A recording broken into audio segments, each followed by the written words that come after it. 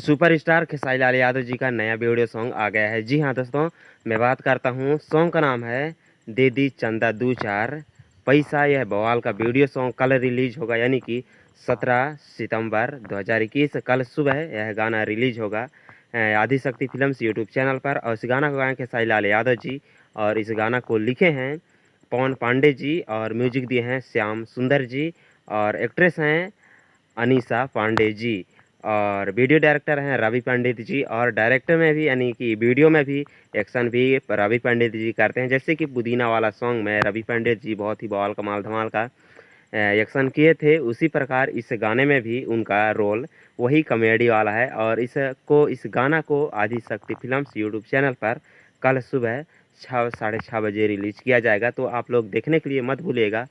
और यह गाना खेसारी लाल यादव जी का दे दी चंदा दू चार पैसा बहुत ही बवाल का वीडियो सॉन्ग होने वाला है, और इसका टीजर अभी रिलीज कर दिया गया है। अगर आपने अभी तक नहीं देखा है तो जाकर आदिशक्ति फिल्म्स यूट्यूब चैनल पर देख सकते हैं। ठीक है, मिलते हैं अगले वीडियो में, तब तक अपना ख्याल रखिएगा, और इसी तरह भोजपुरी गानों का अपडेट पाने के लिए हमारे चैनल को सब्सक्राइब कर दीजिएगा, और साथ ही बेल आइकन घंटी दबा दीजिएगा। ठीक, मिलते हैं अगले वीडियो में। बाय।